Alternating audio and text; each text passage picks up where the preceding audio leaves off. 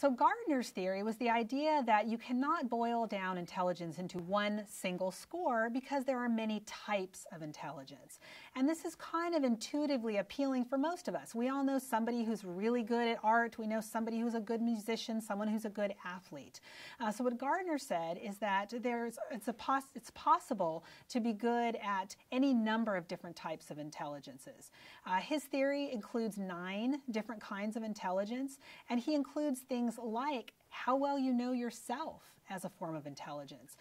If you're an athlete, how well you can have body awareness and can move your body as a form of intelligence, in addition to some other traditional things we might think of as intelligent.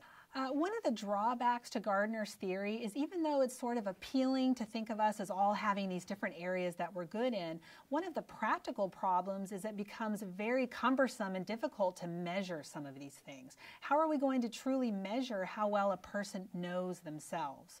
So in some ways, Gardner's test loses some of its application ability by having so many different domains of intelligence.